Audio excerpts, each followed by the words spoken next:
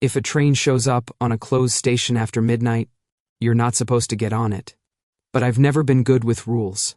The turnstiles were dead, screens black, air heavy with that dusty, metallic tang of a place the city pretends doesn't exist anymore. Perfect. My kind of playground. I slipped under the turnstile, one hand on the chilled metal, the other clamped around my camera. The shutter strap dug into my neck, comforting in a way no person had managed to be for a long time. Just one shot, I muttered to myself, voice echoing off cracked tiles. Ghost train, minimalist composition, slightly suicidal vibe. The internet will eat this up. No announcements, no distant rumble of trains, just the soft buzz of a dying fluorescent light somewhere above the platform, and the faint drip of water in the dark. I like cities most when they forget to pretend they're alive. I padded down the stairs, sneakers whispering over dust and old ticket stubs. The platform opened up, long and empty, like a tongue of concrete stretching into the dark. The overhead lights flickered, on, off, on, then dimmed into a jaundiced hum. My phone glitched as I lifted it. The screen flickered, froze, then rebooted itself. Seriously? I frowned. You do this now, huh? Fine. Good thing I trust real glass more than pixels. I lifted my camera, checked settings by touch.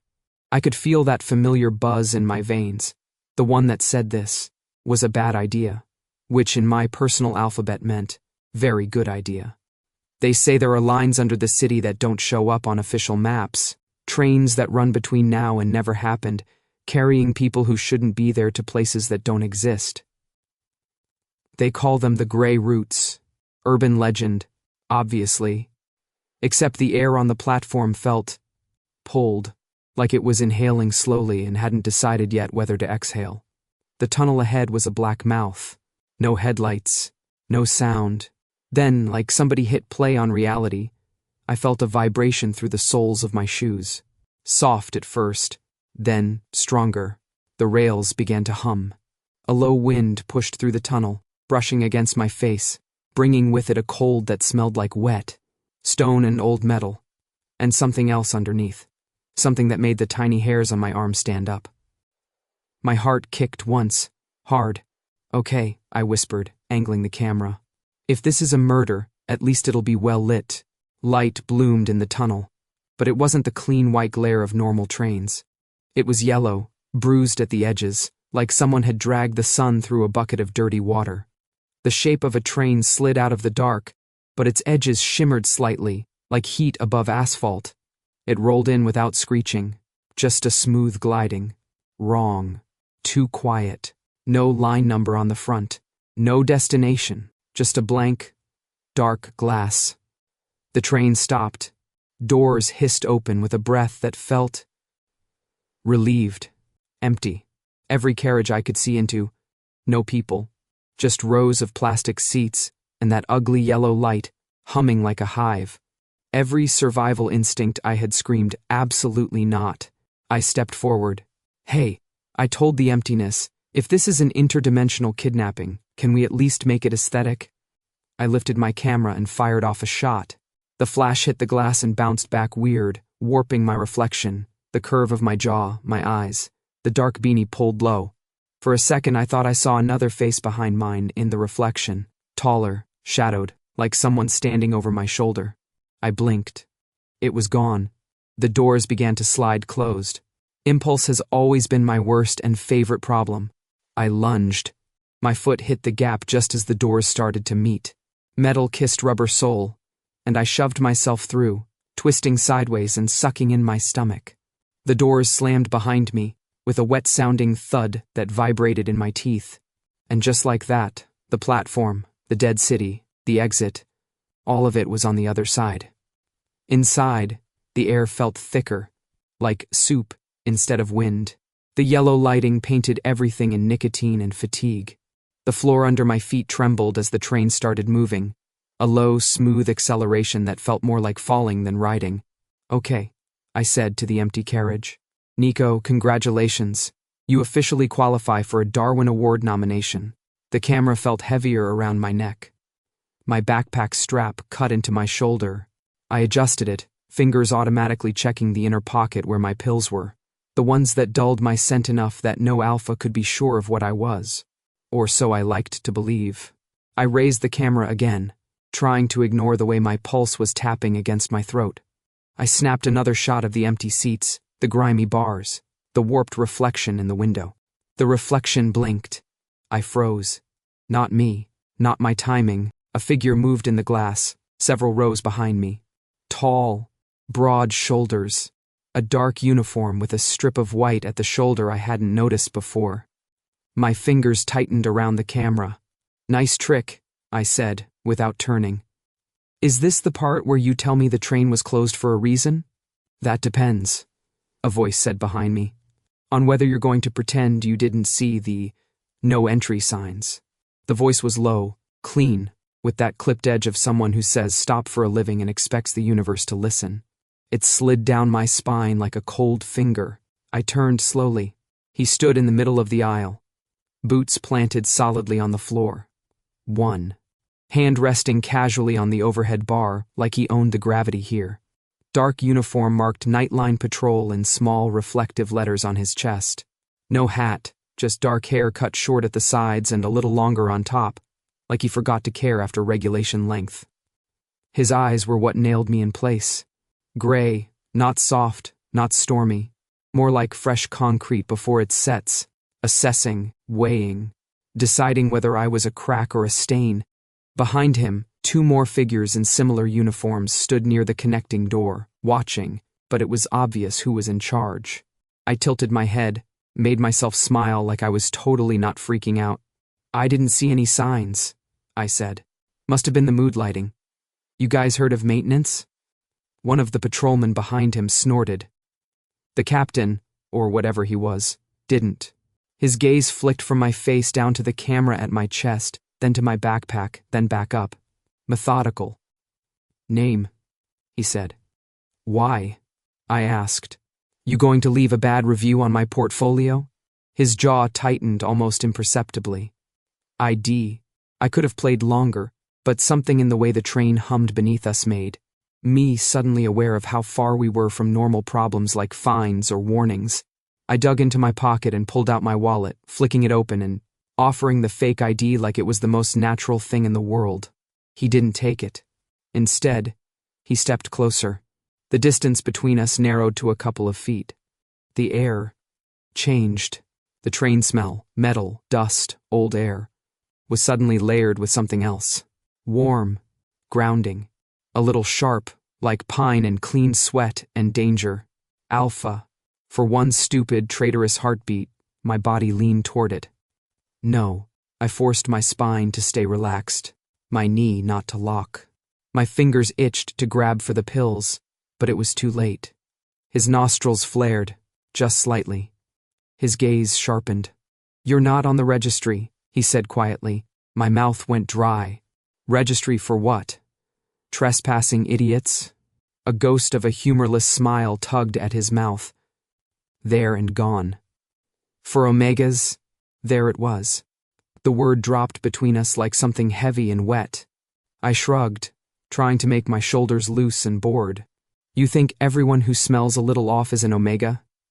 Maybe your ventilation's just bad." He ignored the ID completely and finally took it from my fingers, only to glance at it once before handing it back. "Fake," he said. "I know a great forger," I replied. "If you're trying to hurt my feelings, you'll have to do better than that." He watched me for a long second, then stepped just close enough that I had to fight my body's instinct to move back. Heat crawled under my skin. My heartbeat stuttered, then sped up. My palms went damp around the camera. I hated every second of it. He lowered his voice, pitched it for me alone. "You can lie with your mouth," he said. "Not with your scent." The carriage seemed to shrink. I suddenly felt every centimeter of my own height, or lack of. The train's motion slowed, then eased into that endless, directionless glide that didn't feel like it was going anywhere real. "Okay, Captain," I said, forcing my lips into a smirk. "So you sniff people on abandoned ghost trains at night. That's not creepy at all." Something flickered in his eyes. Not anger. Something like concern? No, I was imagining things. "My name is Ryan," he said. captain of Nightline Patrol. And you, Niko, I cut in. If we're doing introductions, Niko, he repeated, tasting the syllables like he was committing a problem to memory. He took one step back, not enough to give me space, enough to look like he had made up his mind.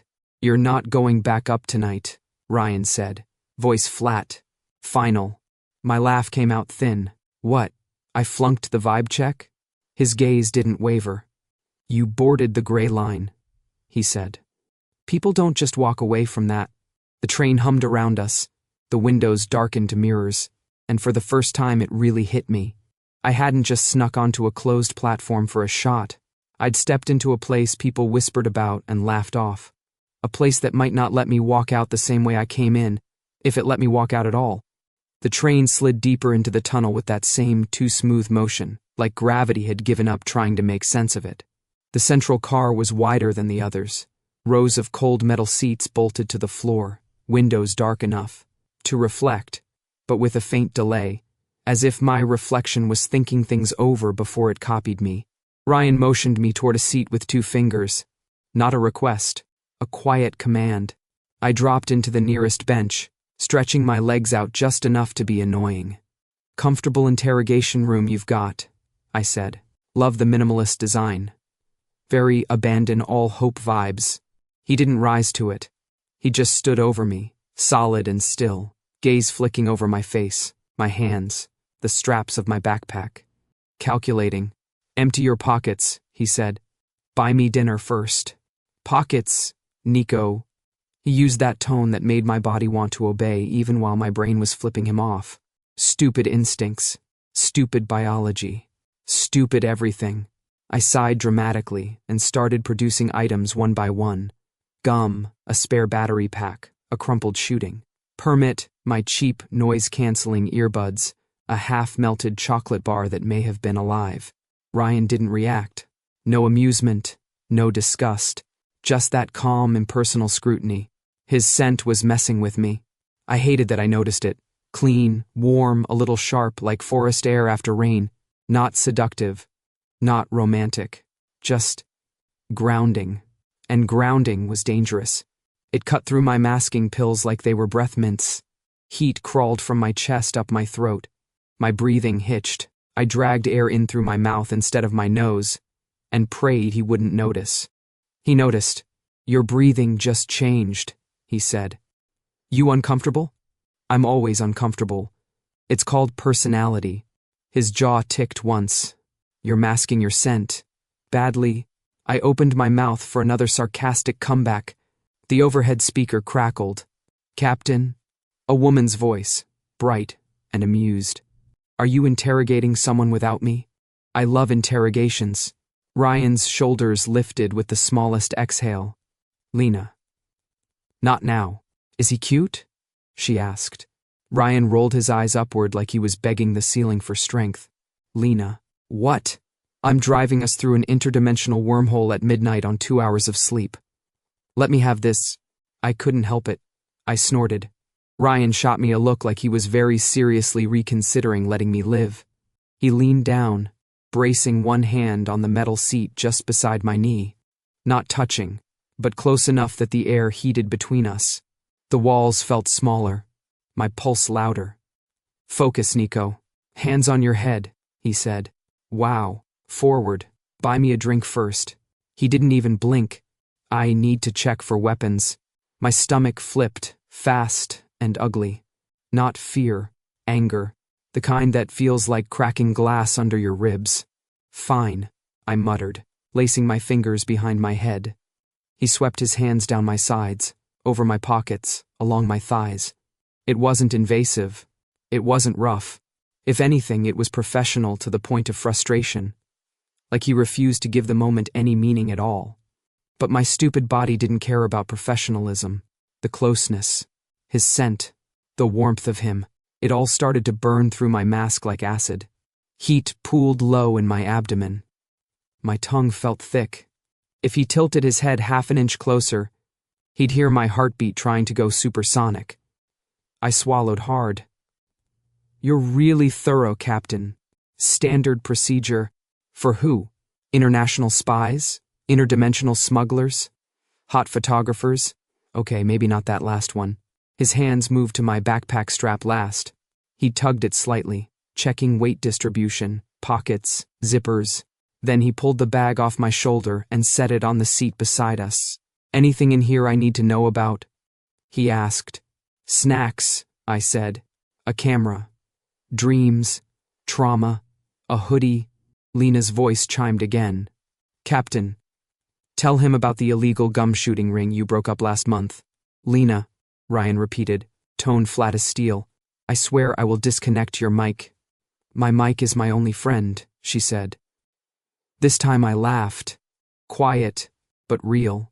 Ryan looked at me sharply. Not angry. More like he was startled. He finished the inspection, stepping back a few inches.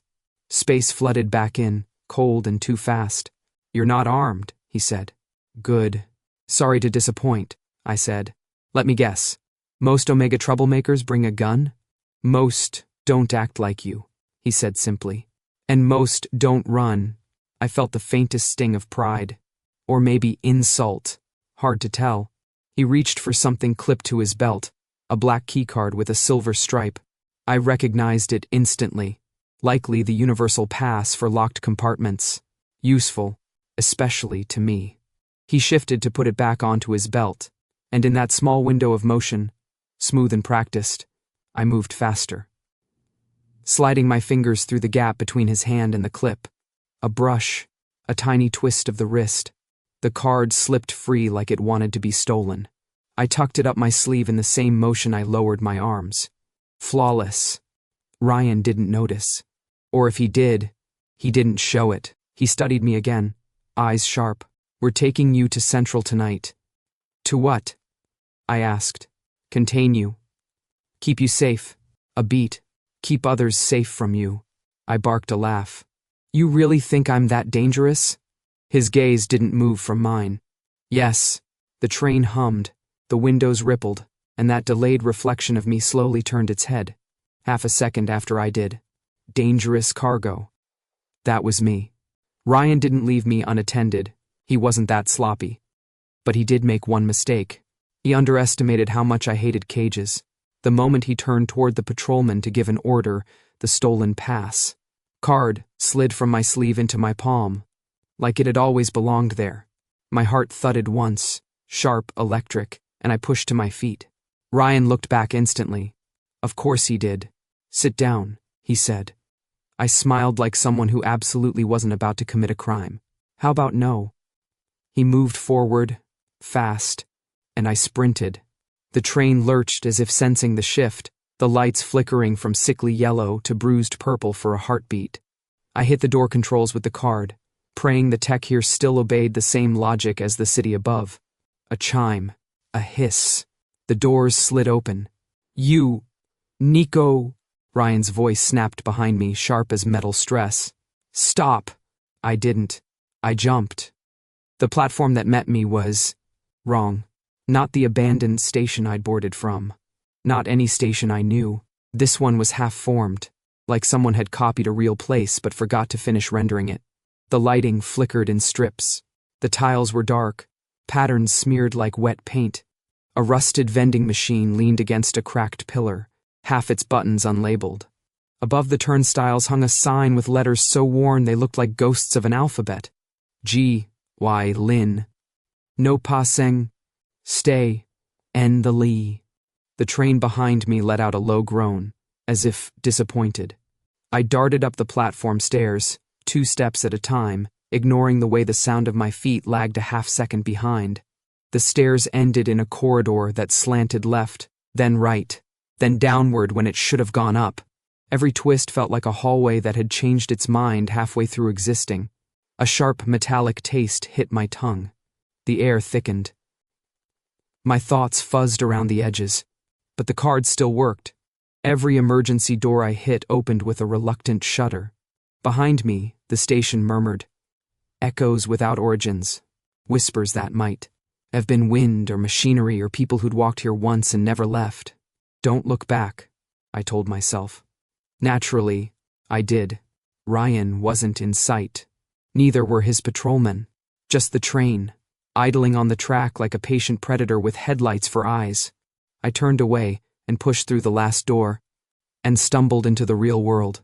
The brightness hit me like a slap. Streetlights, neon signs, cars rolling past above ground with their normal, boring physics. Air that smelled like warm concrete and fried food instead of electricity and damp metal. Life, too loud, too vivid, too flat. I leaned against a brick wall, chest heaving, letting the normalcy pour over me. I should have felt triumphant, relieved, smug even. I escaped. I outsmarted a night patrol captain. I walked off a ghost train. But all I felt was wrong. The world was too bright, too sharp, too ordinary. The street noise grated against my senses, like sandpaper where my nerves had been rubbed raw. People walked past me without a second glance, which used to be my favorite thing. Being invisible kept you safe. But now, I felt like I'd stepped out of a dream that wasn't done with me. And, worse, like I wasn't done with it. I rubbed my face with both hands, exhaled hard, and looked around.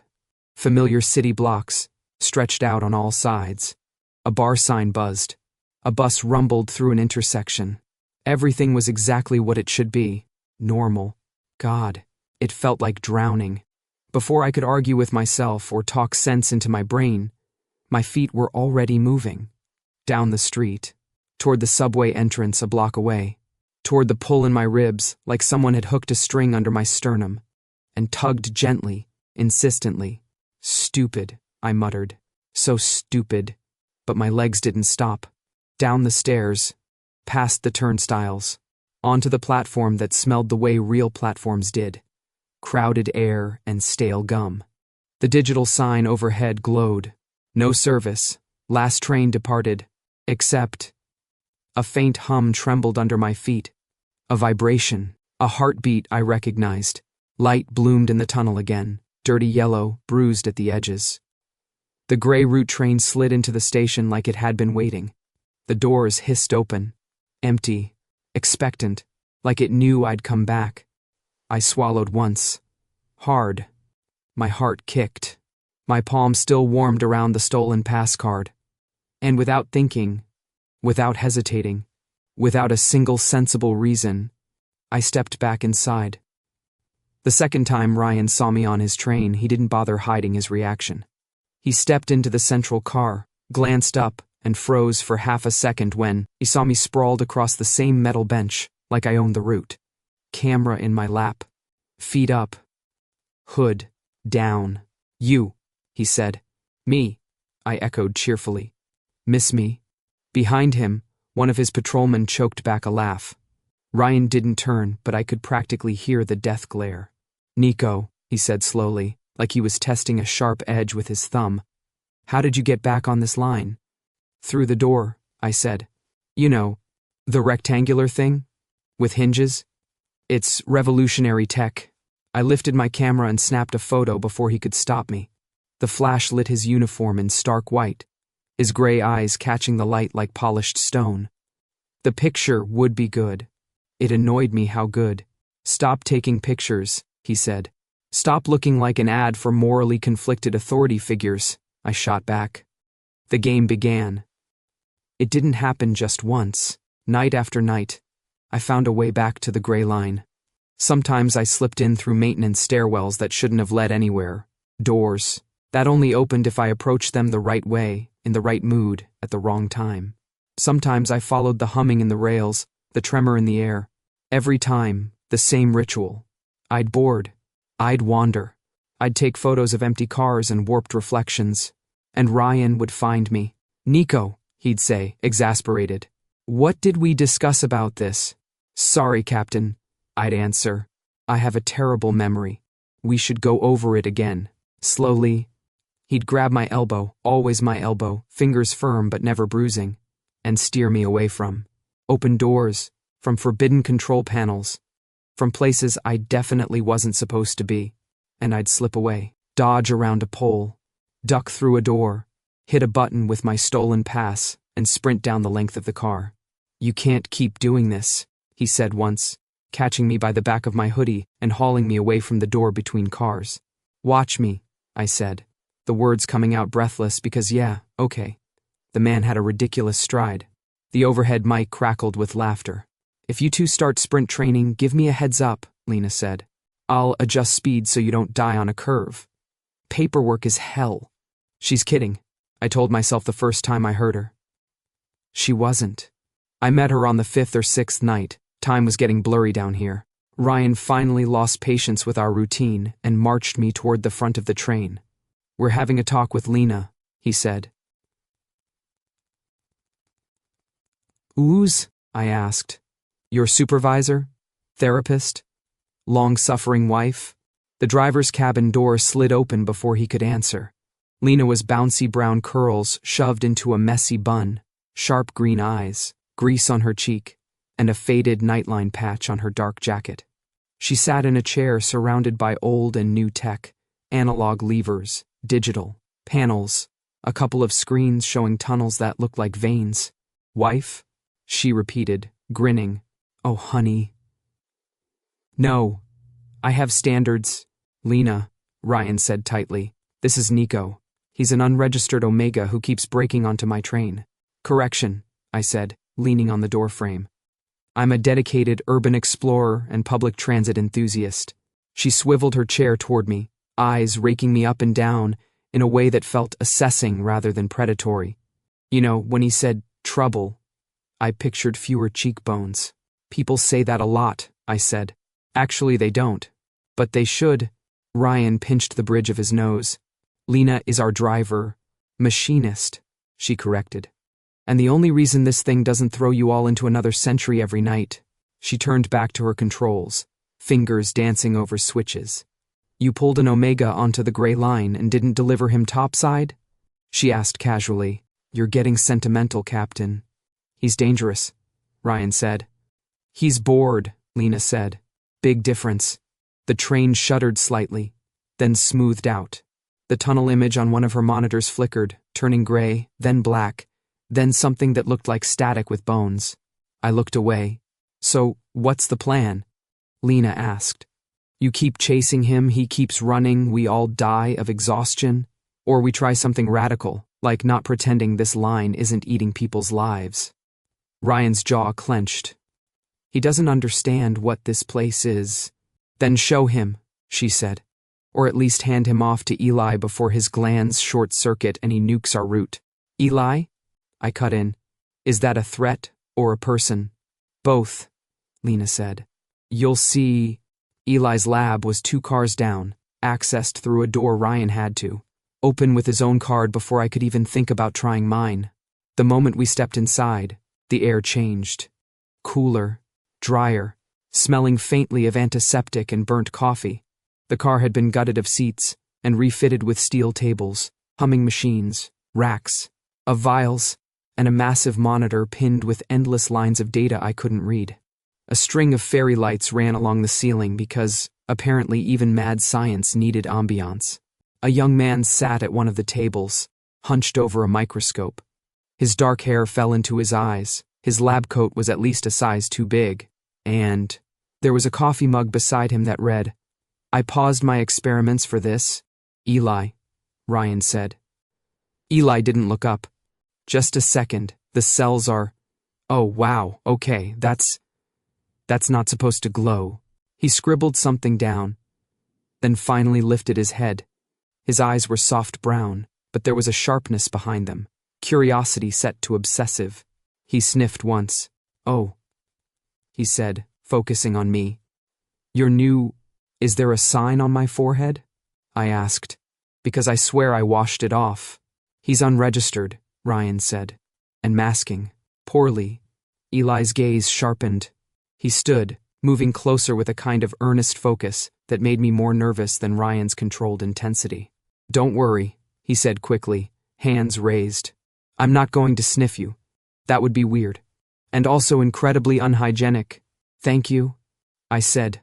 He smiled faintly. "I'm Eli Omega. Research assignment, temporary olfactory neural interference. Pretend I didn't go to college," I said. "In English? I'm trying to turn off scent," he said simply. Not permanently. But long enough for people like us to walk into a room and not be a category before we're a person. Something in my chest tightened. Ryan shifted beside me. Eli's work is experimental. It works, Eli said, mildly offended. On mice. And simulations. And that one brave intern. Intern fainted, Ryan said. The intern faints at commercials, Eli shot back. I watched them bicker, feeling the edges of the world tilt a little. Turn off scent. Just like that. As if someone could flip a switch and erase the word omega from the beginning of every sentence people thought around me. What happens, I asked slowly, if it works on a person? On me? Eli turned back to me, and for once there was no humor in his face, just a quiet, careful seriousness. Then he said, when an alpha walks into a room, they won't know what you are unless you tell them, or unless you act like they expect you to. It's not freedom, but it's a crack in the wall, a world where my body didn't introduce me before I opened my mouth. The thought hit harder than I wanted it to. Behind me, Ryan's presence burned steady and hot, everything my biology wanted to focus on and everything my brain wanted to reject. Maybe, for the first time in my life, those two parts of me didn't have to be at war. Maybe, I said slowly, half to Eli, half to myself. I'm not required to be this body and this smell forever. The train hummed around us, carrying us deeper into the gray. And for the first time since I'd stepped onto the line, I realized I might be here for more than just the photos. If the gray line was a maze built under the city, the place my father dragged me back to was the labyrinth beneath that. He didn't live on the surface. He didn't even pretend to. The entrance to his hideout sat behind a rusted maintenance grate 3 tunnels, down from where the gray line bled off into disused commuter tracks. I never would have found it if I hadn't grown up learning all the city's arteries. Real, forgotten, and forbidden. The door clanged shut behind me. Cold air hit my face. The room stretched out like a bunker carved from the city's bones. Cracked brick walls painted over, with violent layers of graffiti, red fists, broken chains, slogans about freedom written in shaky hands. A dozen people milled around. Betas with shaved heads, omegas with surgical masks, a couple of alphas whose posture broadcasted permanent aggression. It smelled like sweat, soldering flux, and desperation, and at the center, like a general surveying his troops, stood my father. Same height as me, but broader, older, colder. His hair had gone iron gray at the temples. His features were sharply cut, handsome in that unforgiving I never lose way. He wasn't an alpha, which annoyed people who assumed he was. The intensity confused them. His eyes landed on me. Nicholas? Dad, I said. Or should I call you Comrade Chairman of the Underground Omegan Liberation Front? Very catchy. He walked toward me with a smile that didn't reach his eyes. Still hiding behind jokes. Still pretending they keep you safe. I'm still hiding better than your operational secrecy, I said. A rat with Wi-Fi could find this place. Don't pretend you didn't smell it, he said, waving around at the bunker. This is where the future begins. A city without alphas pulling the strings, without hierarchy, without fear. Funny, I said, because all I smell is fear. Something in his expression tightened. He stepped closer. You were on the gray line. Not a question. A statement. My pulse flickered. You're tracking me now? Cute. Niko. His voice dropped to the tone of command I'd been raised under. The gray line is where the city's real power runs. The alphas guard it like a throne room. And you am not your pawn, I snapped. For a second, the room stilled. Conversations paused. No one breathed. My father's jaw flexed. You always had potential, he said softly, and you always wasted it. Running around with your camera, playing street rat. You could be more, you should be more, help me bring them down. There it was. Not love, not pride, just expectation dressed as destiny. And I felt something break, cleanly and quietly, inside my chest. No, I said. I'm done being your tool. He smiled, but it was the kind that felt like a knife. You already are. I didn't wait to hear more. I turned, walked out, didn't look back. Elsewhere in the city, in a building so clean it practically squeaked, Captain Ryan Hale stared at a glowing screen. A case file. My case file. Unregistered Omega. Name: Niko Hale. Mother: deceased. Father: Isaac Hale, suspected leader of the anti-Alpha insurgency, codename Orion. Ryan closed his eyes for a moment, jaw working once. Captain? His lieutenant asked. Orders came through. Orion's movements indicate he has a contact inside the gray roots. Someone's slipping between zones. Ryan opened his eyes. And command wants the contact neutralized. Yes, sir. The lieutenant hesitated. Sir, the unregistered Omega you keep encountering. I know, Ryan said, voice like stone. Get the tactical report ready. I'll intercept him on next cycle. But when he spoke again, quieter, the hard edge cracked slightly. Damn it, Niko. The gray line felt different that night when I boarded again. Not dangerous. Not mysterious. Not even thrilling. Just inevitable. The doors hissed shut behind me, sealing me into the yellow light and humming metal. I was ready to lose myself in the rhythm of the tracks when Ryan stepped into the carriage. He didn't storm in. He didn't bark orders. He just walked, slow and heavy, as if every step weighed more than the last. He stopped a few feet away. We stared at each other. His eyes weren't just stern tonight. They were something else, something like betrayal and anger and understanding all tangling together. All this time, he said quietly, you weren't running from the trains. Silence crackled between us. You were running from yourself. My throat tightened, not from fear, from recognition. And you, I said, voice thin but steady, were running after me like I'm your responsibility. I stepped closer, chin lifting. I'm not. Something in his expression flinched, barely noticeable, unless you'd learned to watch him like I had. The train hummed, the lights flickered, and for the first time, the distance between us felt like a fault line ready to split the whole line in two. I once heard someone say that lying feels the same as drowning. Your lungs fill up with the stuff you tried to keep down. If that's true, then by the middle of that week, I was halfway underwater. And Ryan? He wasn't far behind. The gray line tunneled deeper than the city admitted, past abandoned stations, past the places even rats avoided, down into the arteries where the concrete was cracked and veined with cables, and the air smelled like metal fatigue and old secrets. Perfect place to commit a crime. I moved fast through the maintenance corridor Eli had shown me, a place Ryan didn't know I knew. My father wanted intel on patrol cycles, gray line entry points, the network of emergency exits.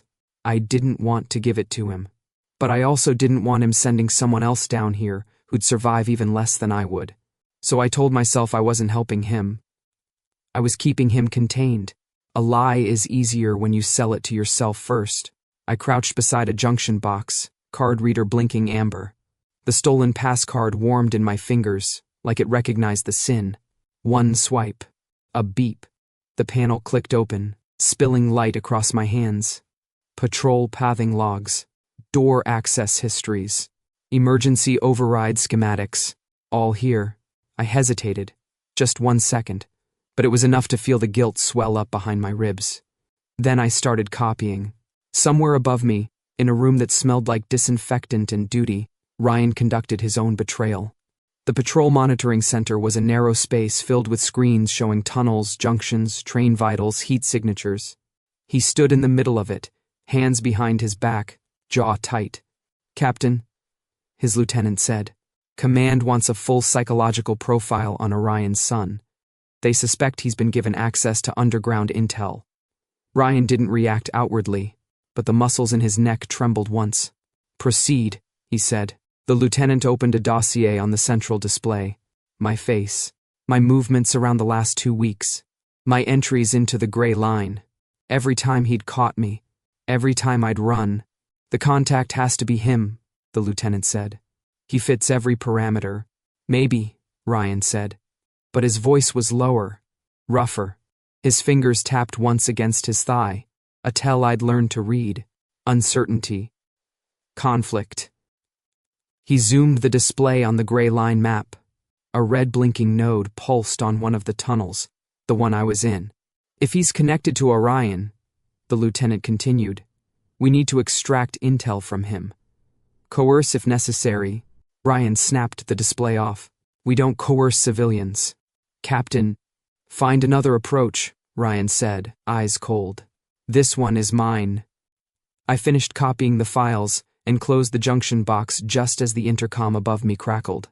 Niko, Lena's voice drawled. What exactly are you doing under my train? I froze.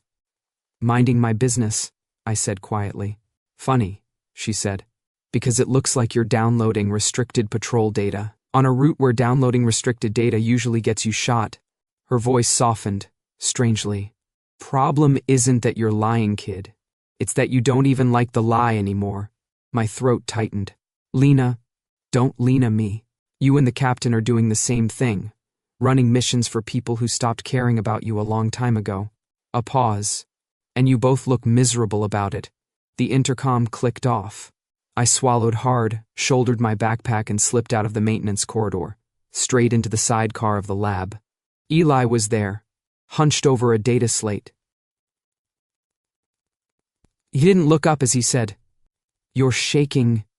I stopped dead. I'm... What? You're shaking. He pointed, still not looking at me. Right hand. Micro tremor. Classic guilt symptom. Not great for stealth work. I'm not... You are, he said gently. Finally, he lifted his head. Brown eyes too soft for the world we lived in. You both are. A beat passed. 2, 3. You know what the worst part is? Eli continued. You want the same thing. I frowned. Excuse me? You want out, he said simply. Or both of you. You don't want to be tools. You don't want to be weapons. You don't want to serve someone else's agenda. Your father's, his commands. You want to choose for yourselves. He tilted his head. You're just going about it with terrible strategy. I laughed once. Sharp. Humorless. I think you overestimate me. I think you underestimate you, he said. And he underestimates himself. He leaned closer. Niko. You're not a pawn. Neither is Ryan. But you're both acting like you are. His words hit harder than they should have. Maybe because they were true.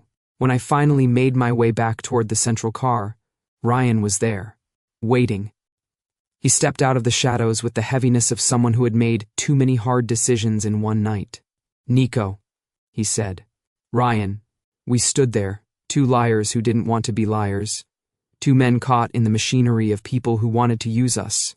And the gray line hummed around us, as if the rails themselves could sense the fracture forming.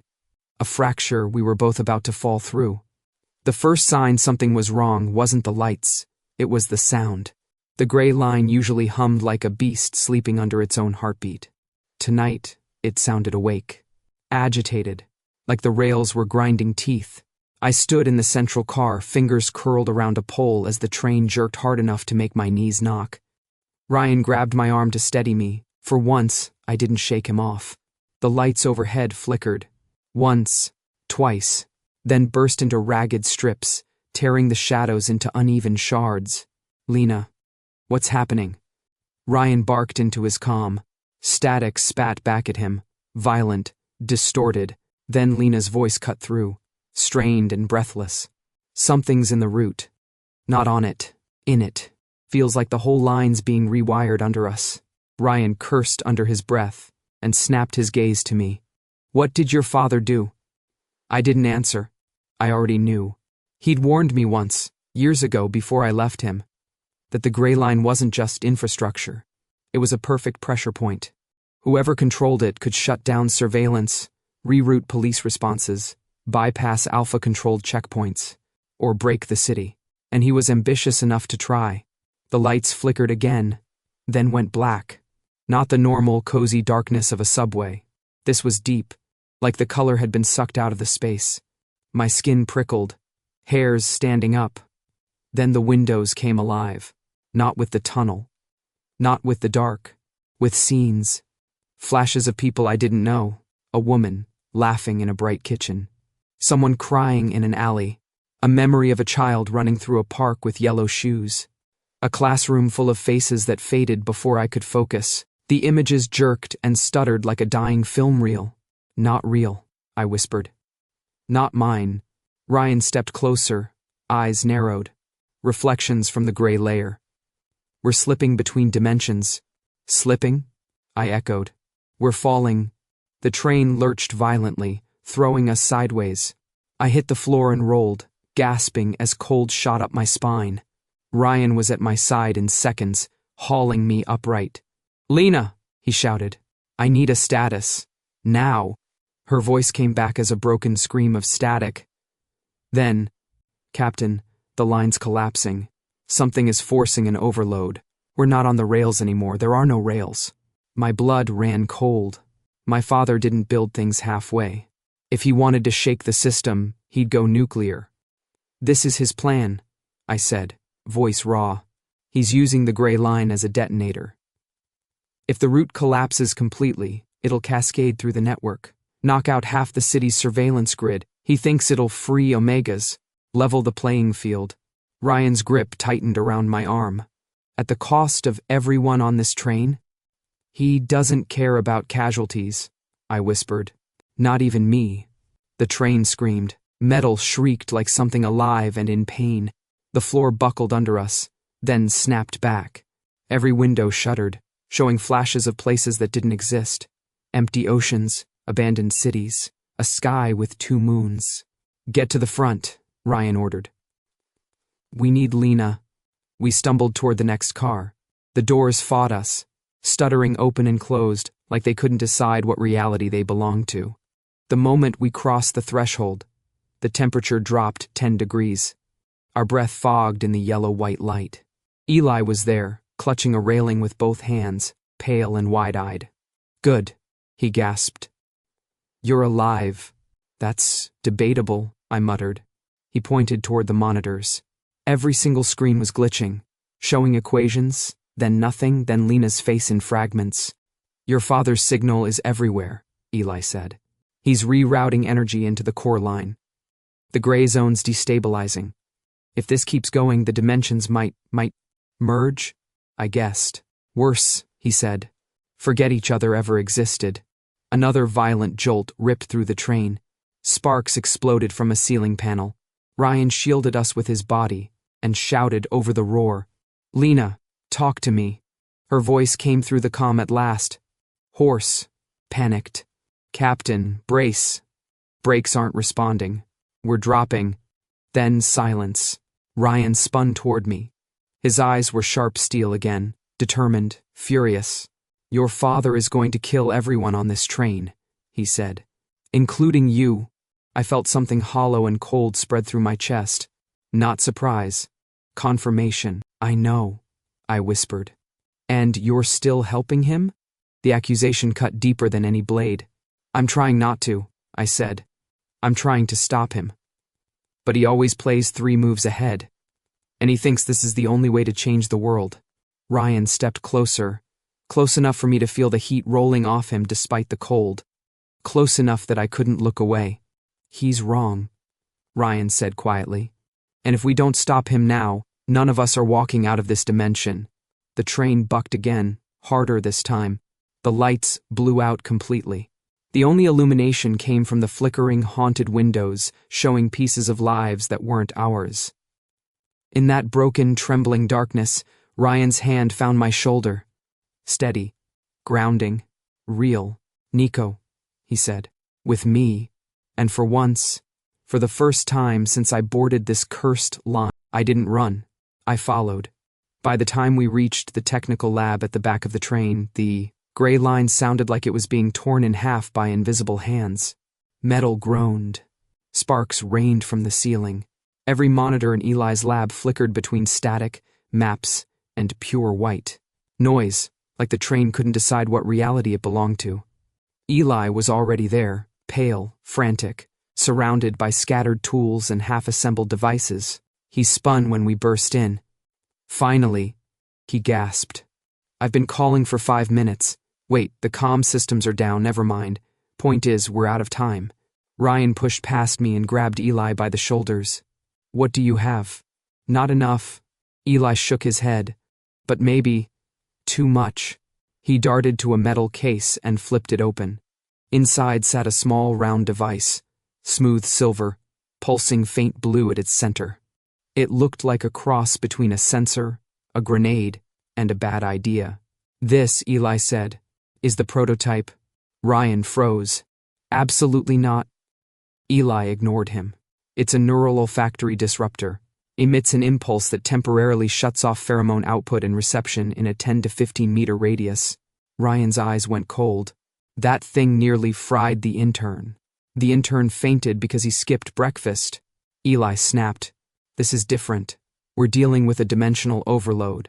And your Omega detonator's father trying to rewrite city infrastructure.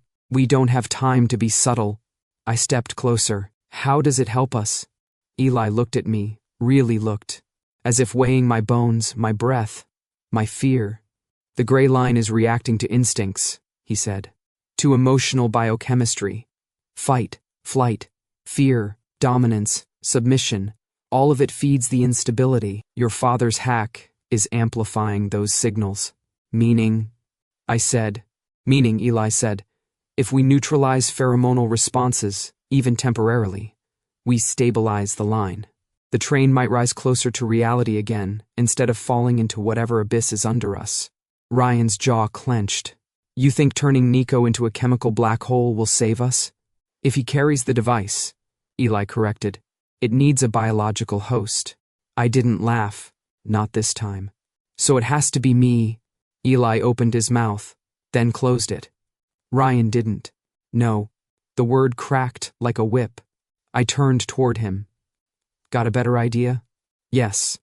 We get to the front, override the fail-safes and do what? I cut in. Punch the dimension back into shape, order the line to behave. Ryan, this isn't a chain of command problem. This is biological. His nostrils flared. Not dominance, not anger. Something closer to fear. The device is unstable, he said. If the impulse misfires, it could damage your nervous system. Permanently. I swallowed. Better me than all of us, right? That's not the point, he barked. But it was. And we both knew it. Eli moved between us, small but steady.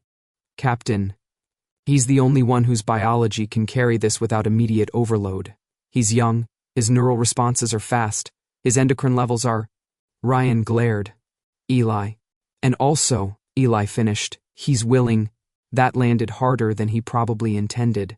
Ryan turned fully to me now, the train trembling around us like a massive beating heart. His voice dropped, rough and low. Niko, you don't have to do this. Yeah, I said quietly. But I can... Something flickered in his eyes. Something painful. I looked away first. Tell me what to do, I said. Eli didn't hesitate. He strapped the device to my forearm, securing it with a mesh band that hummed faintly. The metal was cold, so cold it burned. Wires snaked across my skin like veins of lightning. You'll feel heat, he warned. Then pressure. Then nothing. Then everything. Comforting, I muttered. The train bucked violently, sending Eli stumbling into a table. Ryan grabbed my elbow to steady me, grip warm and anchoring in the cold chaos. You pull out if it hurts, he said. I met his eyes. That's the point. Eli sucked in a breath, activating in 3, 2, 1. The world detonated in white. Heat flooded my bloodstream, searing up my arm, across my chest, down my spine. My vision fractured like broken glass. Every nerve lit up. Fire, ice, static, sound, until I couldn't tell where my body ended and the train began. I gasped. And then everything went silent. The scent of metal, the scent of Ryan, the scent of fear, of myself. Gone. Just wiped clean. For the first time in my life, my body was quiet. The world didn't press, didn't pull, didn't categorize me before I spoke. I stood in my own skin, unclaimed. And I breathed. The train responded instantly. The screaming metal eased. The window stopped flickering through broken realities. The light steadied, dim but anchored. The rails, if they existed, felt solid again. "We're rising," Eli whispered. "It's working." Ryan stared at me like I'd cracked open gravity itself. "Niko," he said softly. "Are you—" "I'm fine," I said. And for once, it wasn't a joke. It was true. I felt free, not because I'd escaped anything, but because, for the first time, I wasn't running from the person I was born as. And the gray line climbed, slowly, shuddering, but upward, toward reality, toward light, toward whatever waited for us next. By the time we reached the emergency exit car, the gray line had climbed so close to reality that it hurt to look at the lights. They were too bright, too clean, not the sickly yellow of the lower tunnels, not the glitching blue-white of the lab. Real light, sharp and unforgiving. It carved every edge of the car into clarity, the rivets, the scuffed metal, Ryan's torn sleeve, the faint tremor still running through my hands. Behind us, the rest of the train groaned as another tremor rolled through the structure. Reality wasn't stable yet. We could still fall. Eli staggered into a railing, clutching his laptop like a lifeline. "Captain, we've only got minutes before the line destabilizes again. Whatever you're doing, decide fast." As if on cue, every speaker in the car crackled alive. My father's voice slammed into the room, distorted, furious, vibrating. Through the walls, like the gray line itself, was speaking with him. "Niko, finish the plan, now." My stomach dropped. "You shut down the pheromone network," he snarled, words crunching with static. "The system is weak. Push IT. Override the dimensional locks and the entire Alpha Command grid collapses." Ryan jerked his head up. "He's hijacked the master comms." Another blast of static. "Niko, if you waste this chance, if you walk away, you spit on every Omega who died for this." I squeezed my eyes shut. I could see him, my father, pacing in that bunker, surrounded by people who believed in him. People he'd convinced the world was simple. Alpha's bad, Omega's good, and freedom was a binary you could win by burning the right bridges. He would sacrifice the train. He had always been willing to sacrifice anything. Eli's voice broke through the noise. "Captain, if we don't stabilize the route, the train gets stuck between layers permanently. We'll never get out." Before Ryan could respond, his comm crackled with a different voice. "Command. Hail. Priority alert. If the insurgent signal isn't stopped, you have authorization to use emergency protocol 7. Eli paled. 7? That's self-destruct, Ryan finished quietly. I stumbled backward, cold washing through me. "You're kidding." He wasn't. His expression said everything. Orders, duty, sacrifice, and then defiance. Ryan tore the earpiece out of his ear and crushed it under his boot. The car went silent except for the dim hum of lights, the shuddering of rails, and my own rapid, stupid heartbeat. Ryan reached into his jacket and pulled out a small black keycard, sleek, simple, with a silver stripe along the edge. I'd seen one like it before. Stolen one like it. Once. This one was different. He placed it in my hand. "This is the exit," he said. "Door at the end of the car. If you swipe this, just once, you'll walk straight out into the city. No patrol, no registry. Clean slate." My fingers closed around the card automatically. It was warm, like someone had been holding it too long. "You're serious?" I whispered. "You deserve normal," he said. "A life where no one uses you. Not your father, not command, not even this cursed train." The device strapped to my arm buzzed softly, almost like it agreed. Behind us, the windows flickered. Reality glitching again. Eli called out desperately, "Captain, we can't hold this state much longer. Someone has to stabilize the locks manually. Someone..." And everyone looked at me. My father's voice roared again from the speaker. "Niko, don't you dare walk away from this." Ryan stepped closer, voice low. "You walk out. That is your choice. Your freedom." My throat tightened so hard it hurt. Because both of them wanted something from me. Because both paths meant betrayal. Because, for the first time in my life, the decision was mine. I walked toward the door. 1 step. 2. 3. The far end of the car brightened, the exit glowing like sunrise on steel, a rectangle of pure, steady light, ordinary, beautiful. I lifted the keycard. My hand shook. Ryan was watching. Eli was holding his breath. My father was screaming into the speakers. The train was collapsing around us. I was one swipe away from a normal life. One. I lowered my hand, turned around, and walked back toward the chaos. Toward Ryan, toward Eli, toward the failing train, and the impossible task waiting inside it. I'm not running, I said quietly. Not from this. Not anymore. Ryan's breath caught. Surprised, relieved, something else I wasn't ready to name. Good, he said. Then let's save your damn city.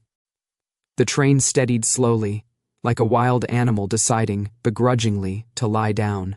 The flickering light softened into something warm, almost gentle. The gray line wasn't healed, not completely, but it wasn't tearing itself apart anymore either. It felt like a heartbeat returning to rhythm after a long panic. Lena stumbled out of the driver's cabin, hair in chaos, grease on her cheek, breathing hard. If anyone ever suggests dimensional surfing again, she said, I'm retiring and opening a bakery. Eli laughed shakily, one hand still gripping his laptop like a flotation device. You don't even bake. I'll learn, Lena snapped. I deserve carbs after this. Ryan stood a few feet away, watching the stabilizing monitors with a rigid posture that didn't match the relief in his shoulders. I walked toward him, the prototype on my arm still humming softly, fading now that the crisis had passed. He heard me coming. He always had. Even without scent.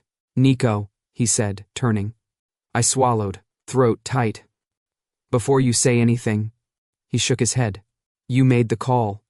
You saved everyone. You don't owe me an explanation, but I did. Not because he demanded it, because he deserved it.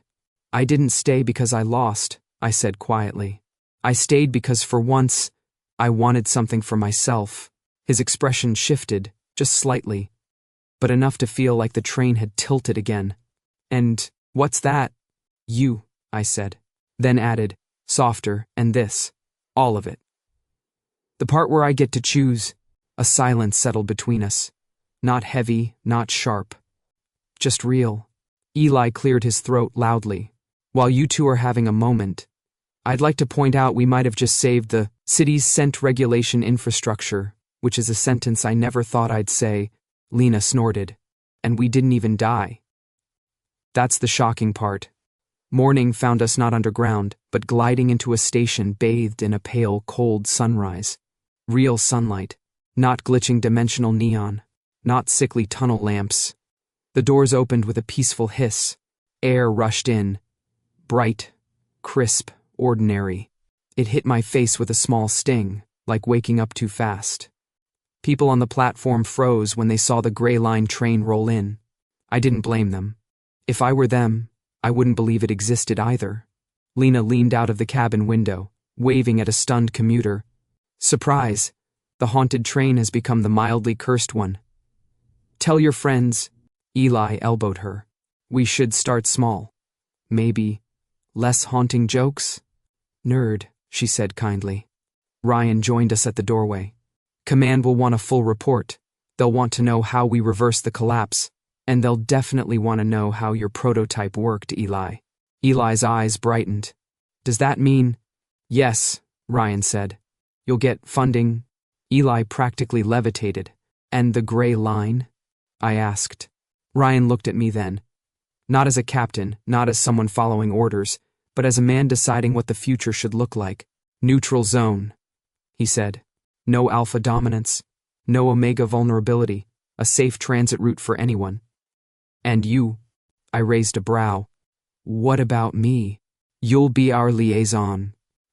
His lips twitched. Or, as Lena calls it, the ambassador between worlds. Lena leaned against the railing, smirking. Face it, kid, you're charming. In the infuriating, uncontrollable sort of way. I try, I said. Ryan's expression softened, though he tried to hide it. We also need to clarify something. Oh? I said. The part where we almost died. The part where you carried me through a dimensional collapse. The part where you stare at me like I'm a classified problem you enjoy having? He exhaled sharply. You're impossible. Admit it, I said. You liked me first. I absolutely did not, he protested immediately. Liar. Eli raised a finger. Actually, based on observable behavior patterns. Eli, we both said. He shut up instantly. Lena pushed past us and slapped a hand onto the doorframe. Great, now I have to drive the relationship line. Fabulous. I'll need hazard pay. Ryan groaned. I laughed, and for the first time in a long time, it didn't feel like a mask or a reflex. It felt like breath, like choice, like something new growing in the place where fear used to live. We stepped off the train together, Ryan close enough that our shoulders brushed. Eli buzzing with ideas beside us, Lena complaining loudly about paperwork. The city looked different, brighter, not because the sunrise was special, but because I wasn't looking for an exit anymore, and for the first time, the city didn't feel like a maze or a trap. It felt like a place where I could stay, and someone I wanted to stay with.